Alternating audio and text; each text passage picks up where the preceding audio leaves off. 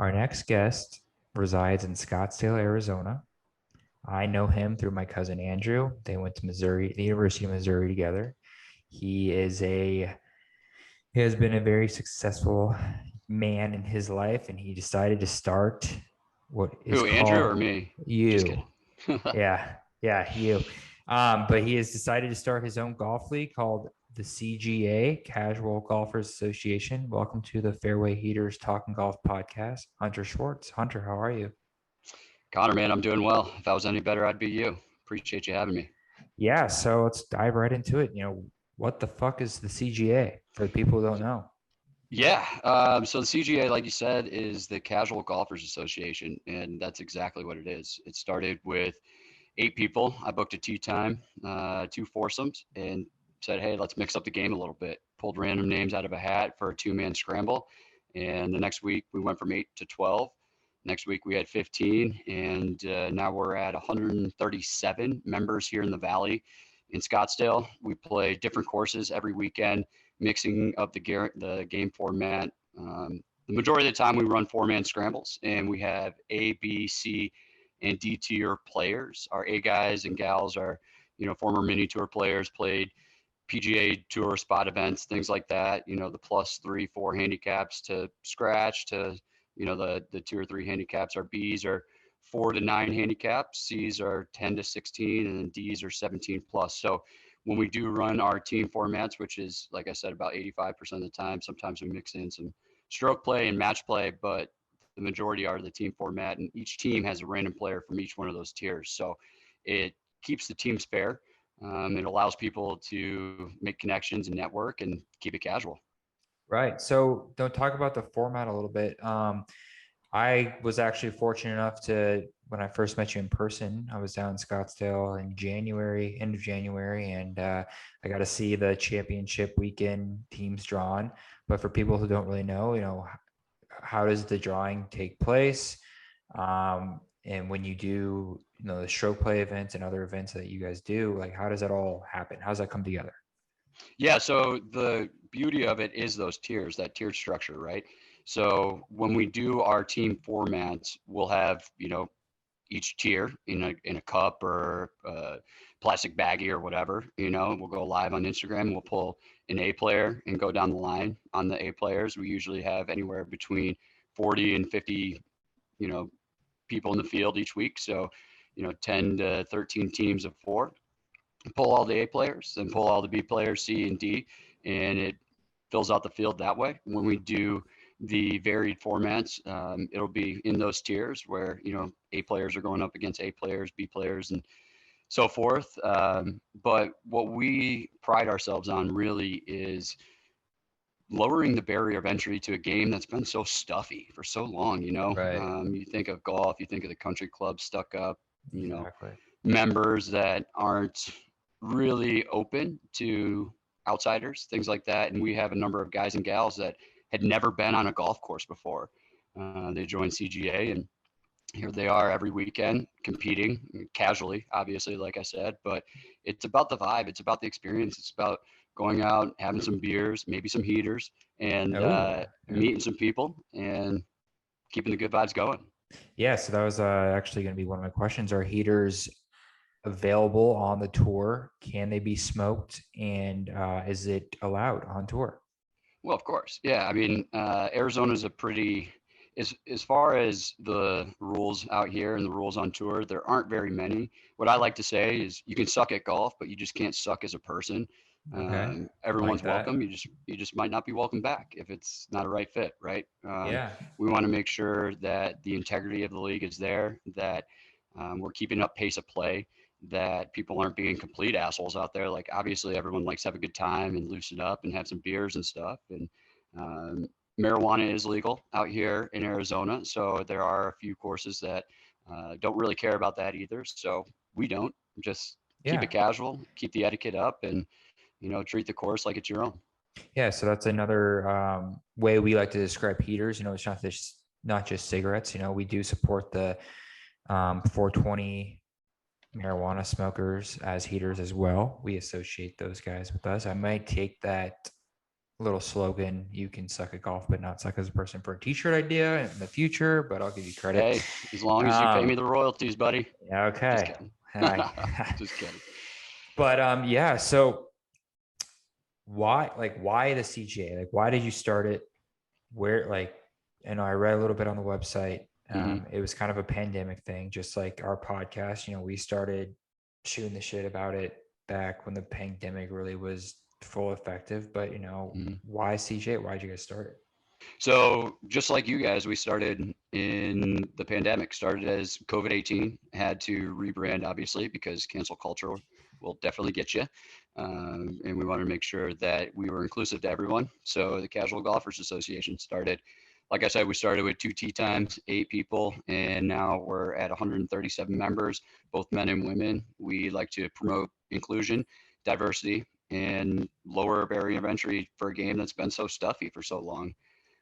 So, like a lot of companies, we started when there was a need, and it's grown to the point where we have, official apparel sponsors in Bad Birdie. We've got official facility sponsor in Troon, and looking to take this thing to the next level.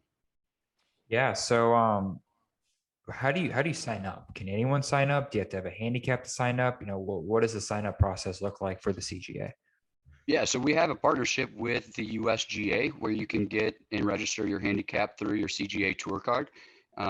We prefer everyone to keep their handicap, but obviously it's a little difficult to enforce. We ask that everyone lives by the honor code that is the game of golf, right? It's a game where you inflict self-imposed penalties and take penalties for yourself and count your score yourself. So we hope that our members do the same thing with their handicap and aren't out there just sandbagging to win. But yeah, you can keep your handicap through us. Anyone can sign up. It's open to. We have some events that are open to the public when we do bring your own foursome, like we did last weekend at Whirlwind. So that was a great event. We had 44 players in the field, 11 foursomes, and 22 of them were non-members. So it's cool to have those events to get more exposure to the league and just to the good vibes movement in general. Right. So the tour, Hmm. is it a year long thing? Is it a 6 month thing? How many, I guess, different uh time periods are there for the tour during a year? Great question. So we do 3 10-week seasons, and each season has its own points table. And there's usually about a 3 or 4 week in between each season. So we run events 30 weeks out of 52 of the year. And we also keep a year-long points table as well. So wherever you finish on that points table determines the amount of raffle tickets you get, not only for that season, but also the year-end raffle. Like I mentioned, each season has its own raffle. So for example, for season 1.1, we raffled off a Masters Edition vessel bag, a Troom card, a PS5. And then our year-end grand prize is a foursome at Pebble Beach. So the more you play, the better you finish, the more raffle tickets you get, and the more likely you are to win a prize. And yeah, it's pretty cool. So how do you get points? Is that based off of how well you do in each tournament? So you Hmm. could, Exactly. so basically you could be a 30 handicap and be on the best team every weekend and get points that way, and then vice versa. Yeah, we call those, 25 plus players our glue guys or gals. Yeah, They're I out like that. I there. like that term. Maybe they'll make some putts. Hmm. You're not going to use their drive very frequently or their approach, but they're out there to keep the energy high. But that's the part of CGA that a lot of people love is the fact that you can have any skill level and still compete on the points table. I think for a good example, season 1.1, which ended a couple weeks ago, Clara Sheen, who is a gal that joined our league that season. She joined, I think, either the second or third week. She led our points table for the majority of the season. She's a 15 handicap. So that Wow. was really cool. One of our other commissioners and founders, Rob, actually took her over in the last event because he not only did his team win, but he got long drive and closest to pin, which are another ways you can earn points on the points table. And wherever you finish in the event determines the amount of points you get, and you rack them up. You also get raffle tickets for referrals. Anytime you refer a new person to the CGA Tour, you get 2 raffle tickets. And just keeps building. Right. So what how expensive is it to join the CGA? It's a membership, correct? And Yeah, so we essentially call it your CGA Tour card, right? right. And that gets you our discounts with Troon. So Troon normally they have a year-long Troon Arizona card for a Okay. twosome that gets you local and half-off rates at all their courses. So we're talking Boulders, Troon North, Phoenician, all these beautiful properties out here. Normally that Troon card retails at 525. It's $200 off with your tour card. You get your membership. Also comes with discounts to Bad Birdie, our local partners as far as golf shops are concerned, as well as the entry into all our events. And now that's $50 a quarter. So essentially, for $50, you get $200 off your Troon card, all of our discounts, and then access to all our events throughout the year. And then that just reoccurs every quarter. Sounds like a pretty good deal. And I think a question that I'm really interested in, and I think a lot of people are too, that are going to listen to this episode, is it BYOB to the course? Do we have a liquor sponsor yet? Not yet. There are some companies we're in the talks with, and I'm always open to chat. I'm a big fan of loosening up a little bit on the golf course, and Swing as far as lube. yeah, a little swing lube, yeah, Yeah. a little social lubrication as well. Um, Always down for those conversations. We are exploring some opportunities, but if you have some people that would like to connect and chat, or if anyone listening would like to, my email is hunter at the CGA Tour. Hit me up. Yeah, we'll throw that, on the episode description as Mm-hmm. well. So you guys definitely encourage drinking on the course, which we like. We like Mm-hmm. here as a podcast. We feel that, you know, we don't believe in the stretching or the warm ups. We believe, a little bit of alcohol and, some music and maybe a heater, and that's how your game gets better. Um, Exactly. and how competitive is it out there? Is it, because I'm a very competitive guy. I don't like losing. I actually hate losing more than I like winning. It's a problem. Um, so if a guy like me were to join the tour, would my teammates understand that, we're here to have a good time, but we're here to win at the end of the day too? I think that's the general sense out there, right? I think you wouldn't join a league like this that keeps points and has closest to the pin, long drive, things like that, if you didn't have that competitive gene in you. Now, not every team's going to go out there just balls to the wall and think it's win or die. But the atmosphere out there is great because when you have 40, 50, 60 people on a golf course, people are making putts. You can hear it. It's almost not quite like a tiger roar, but you can hear things going on. And I'd say 75% of the time I'm in a cart or one of the other commissioners is in a cart and we're driving around keeping score, letting everyone know we're getting a leaderboard made for the 18th hole, which is another cool thing is the majority of our players will hang around on the 18th green. And so we'll be sitting there, everyone's, sipping on some adult beverages, hanging out, talking shit, chirping at people coming in. You've got people that are leaders in the clubhouse and people are trying to make putts on the 18th green while everyone's hooting and hollering. There's music going. So it's about the vibe. It's sure the competition is there. It's a great piece of it, but it's about the casual competition and making sure that, yeah, we're out there to compete, but we want to make sure everyone's having fun and having a blast and doing so safely. Yes, of course, safety is our number one Got to priority say that. here at the Fairway Here's Talk Golf podcast. What are some of the courses you guys play out there in Arizona? Are they, you guys probably play some good ones, probably play some bad ones. What we got? Yeah, so like I said, our official facilities partner is Troon. So for seasons 1.2 and 1.3, like I said, we do 10-week seasons throughout the year. For 1.2 and 1.3, we have 12 Troon courses in the mix. So Sterling Grove, which is a brand new course, awesome track out here. A little bit of a hike from the city and from the valley, but for courses like that, we'll put together a party bus and usually roll 30 or 40 deep on the party bus, That's which helps awesome. with, getting people to and from the course. Yeah, it's a great time. Gets a little out of hand on the way back, but that's what we have it there for. So Sterling Grove, Troon, Boulders, Phoenician. We just played Whirlwind. We play a lot at Mountain Shadows, which is a par 3 course here in Paradise Valley, which is actually where the league started. Great little track. It's challenging. The greens are super tough. So that's a lot of fun. McCormick Ranch is another course we play a lot. Yeah, anywhere that Troon is, we play, and then obviously some additional courses on top of that. So before you guys partnered with Troon, how did you guys manage to get tee times at all these courses? Obviously, there's a lot of public golf courses out in Arizona that are, Mhm. quality courses, but what did the tee time process, I guess, look like?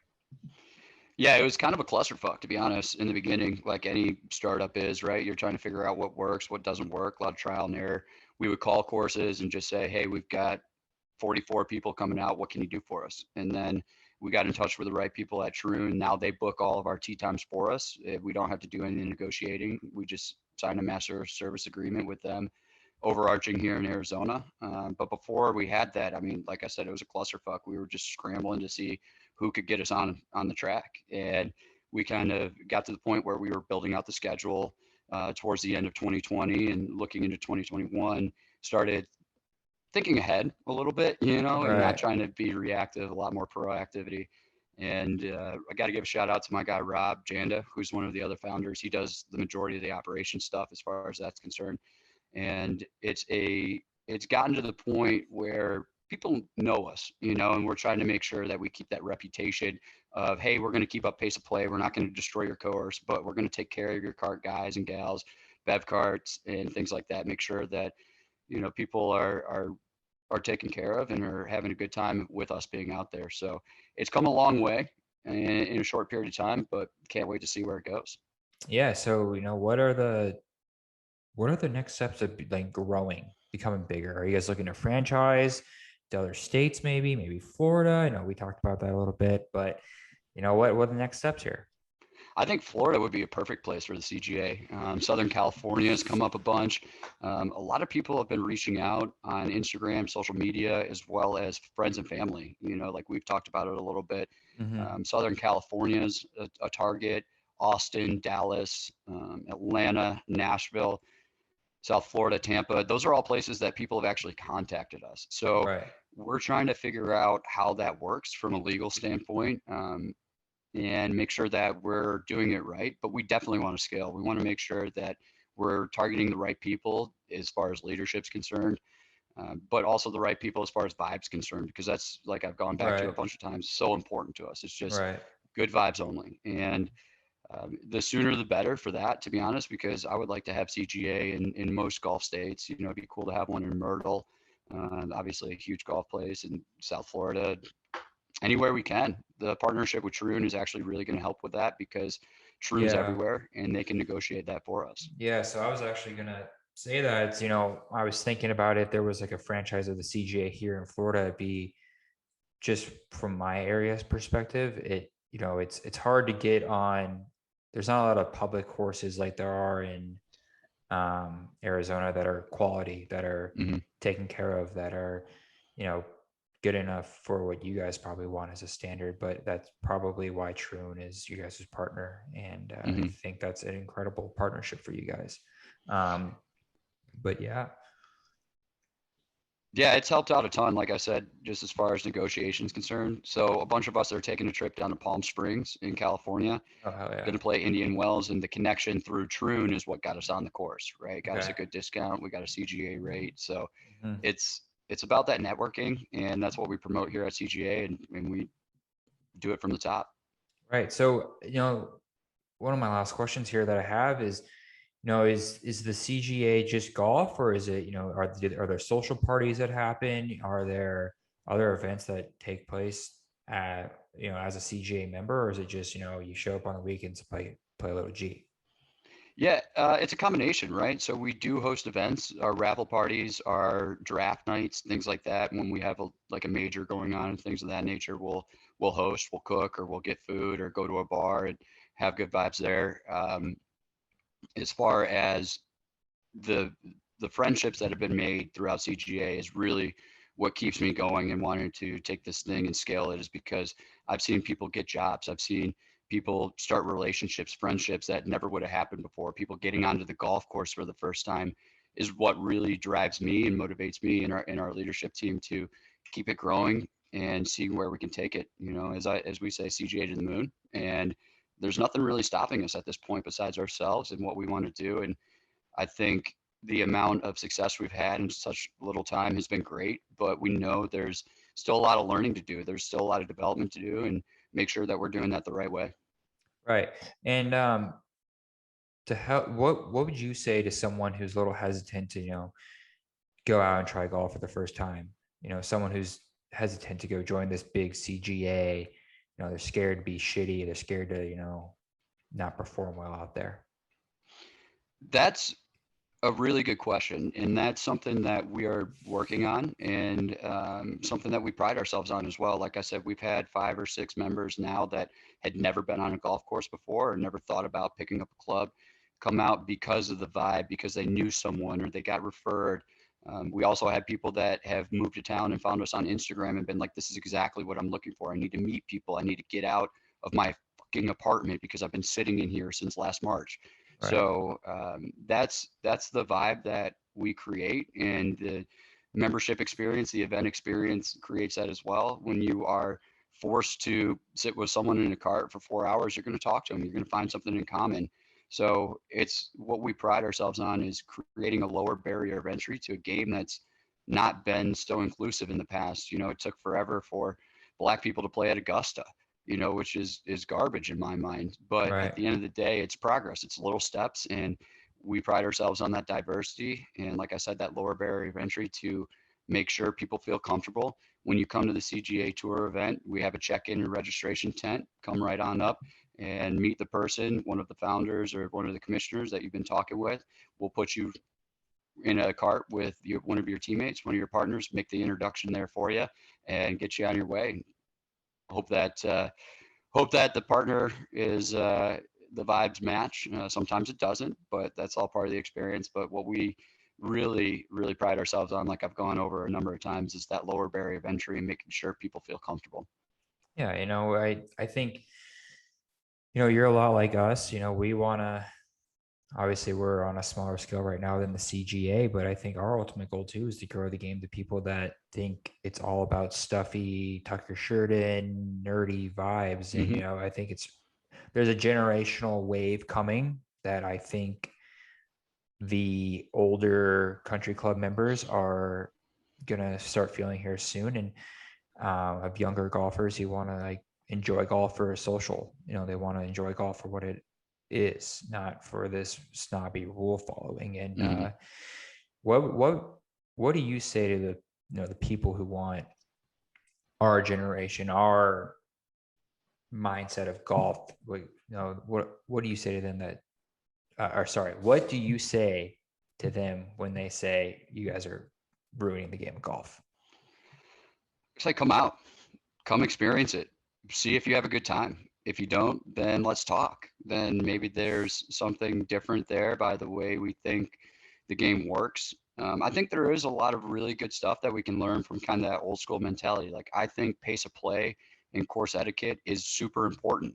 Now, I also think it's really important to allow for people that feel uncomfortable or wouldn't experience a game, allow them to feel comfortable and to get out there and loosen up a bit. I think there's a give and take with all that stuff. We do have to learn from leagues and country clubs and things like that in the past that have kind of laid that foundation, but change is coming in the game of golf. You can see it all over the place. I mean, look at the Brooks and Bryson scenario. You never had that before, really. I mean, especially with social media and them chirping at each other, the rent-free stuff and the spikes and whatever. I think that's really good for the game to a certain extent. Now, I don't necessarily condone people flipping cards and being assholes out there like that. You'll never see me promote that. No. But as far as the stuffy side of things, that's got to go, man. That's the Right. reason why so many people haven't played that should. So many great athletes or so many people that wouldn't necessarily think to play golf, they get into golf so late. I mean, you look at like Larry Fitzgerald, for example. I mean, he loves the game of golf, but he never thought about playing. It's getting access to people and athletes and just the general population that wouldn't have access to the game. That's what's important. The etiquette stuff will follow. It's part of the game, but I think it definitely needs to loosen up, and we're trying our best to help that happen. Yeah, I think it's funny you say that because we got some Bad Birdie merch right here in my hands. You're wearing a Bad Birdie shirt. you want to kind of talk about them real quick and talk about how, their apparel has helped you guys kind of, like in my mind, when I see CGA, I see guys, girls having fun, wearing these crazy looking shirts out there, not these properly tucked in shirts, but these nice, colorful, logoed Bad Birdie shirts. Yeah, so the team over at Bad Birdie is great. They've been a huge help for us as far as social media is concerned. They started what's called the Bad Birdie Recreational Golf League, and essentially what it is a forum for commissioners like myself and our other commissioners here at CGA to talk about the game, to talk about what they're seeing success in, and to really be mindful of each other and think about how we can help each other grow the game, not just in our cities, but across the country and across the globe. And Bad Birdie and CGA, as far as the mindset's concerned, couldn't be more aligned. They develop a great product, but on top of that, their mindset and their thought process around the game is keep it fun, keep it casual, keep it light. And I think their apparel definitely correlates directly with that. So they've been huge for us. They're a great team over there. If you don't know who Bad Birdie is, check them out on Instagram. Shout out to my guy Bucket Hat Bill out there with his number twos and in the games with Crooks Bepka. Those guys are hilarious. But yeah, it's been a huge partnership for us. Can't thank them enough. And their shit's great too. So it's awesome. Yeah, if they want to throw a couple of heater shirts our way, I'm not going to say no. But Hunter, I had a great time interviewing, man. I hope to see you soon out in Arizona. Hopefully we can, maybe CGA comes to Florida sometime, but I appreciate you taking your time out of your day. Come to our podcast, give us a little insight about the CGA, and we really respect what you're doing over in Arizona to grow the game, make it cool, and I wish you the best. Appreciate it, Connor. Thanks for having me. I mean, it's been crazy, and partnerships and conversations like this is what helps grow the game and what helps grow, brands and companies like ours. So happy to do it. And anytime you want to chat about G, I'm always here. All right, man.